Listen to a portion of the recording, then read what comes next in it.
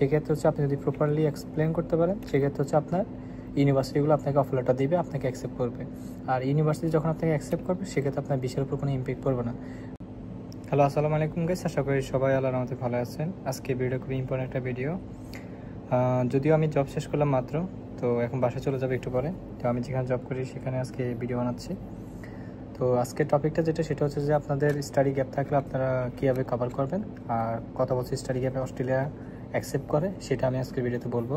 আর ভিডিওটা লং করবো না, সংক্ষিপ্তভাবে শেষ করে দিব, কারণ যেহেতু সময় ওরকম নাই, তাই চিন্তা করতেছি যেহেতু সময় ওরকম নাই তাই ভিডিওটা শর্ট করে শেষ করে দিব।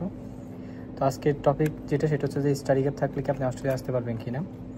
তো সাধারণত হচ্ছে যাদের 2 বছর গ্যাপ থাকে অথবা 2.5 বছর গ্যাপ থাকে, তারা অস্ট্রেলিয়াতে স্টুডেন্ট ভিসাতে আসতে পারে। যদিও গ্যাপ থাকে 2 বছর বা 2.5 বছর, এই বিষয়গুলো আসতে পারে না, কারণ অস্ট্রেলিয়ার বেশিরভাগ ইউনিভার্সিটি হচ্ছে সর্বোচ্চ আপনাকে 2.5 বছর পর্যন্ত গ্যাপ অ্যাকসেপ্ট করবে, এর বেশি অ্যাকসেপ্ট করবে না।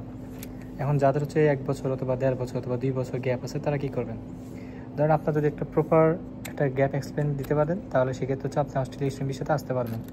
যদি প্রপার গ্যাপ এক্সপ্লেন না করতে পারেন, সেক্ষেত্রে আপনি স্টুডেন্ট ভিসাতে অস্ট্রেলিয়াতে আসতে পারবেন না, কারণ যখন আপনি ইউনিভার্সিটিতে আপনি অ্যাপ্লাই করবেন, তখন উনি চাইবে যে আপনি এই 2 বছরে বা 2.5 বছরে আপনি কী করছেন।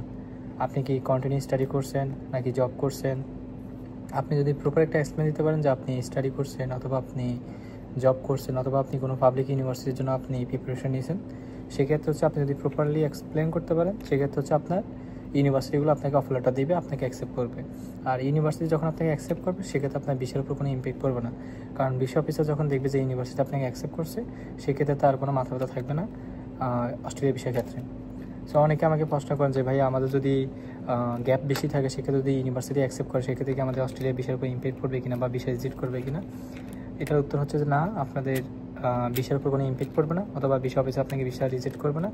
সো যে কথাটা বলবো সেটা হচ্ছে যে আপনার যদি ডকুমেন্টস ঠিক থাকে, আপনার যদি ফান্ড ঠিক থাকে, আপনার যদি এসওপি ঠিক থাকে, তাহলে আপনার বিষয় অবশ্যই হবে অস্ট্রেলিয়াতে।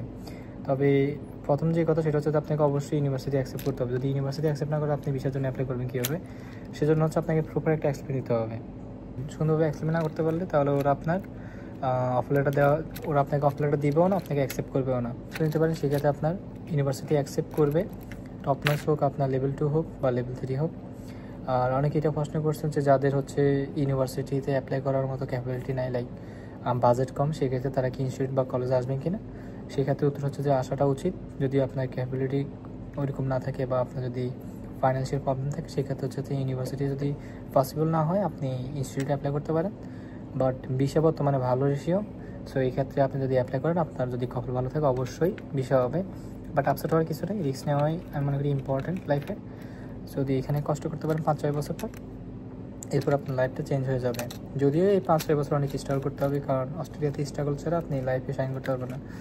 সো আমার যেটা সাজেশন থাকবে সেটা হচ্ছে যে আপনি যদি সুযোগ থাকে অবশ্যই থাকেন। দেখা হবে নেক্সট কোনো ভিডিওতে। আর অবশ্যই আমার পেজটা ফলো দিবেন আর ইউটিউব চ্যানেলটা সাবস্ক্রাইব করবেন, আর কী ধরনের ভিডিও কমেন্ট করে জানাবেন। তো আজকে এই পর্যন্ত, আল্লাহ হাফেজ, আসসালামু আলাইকুম।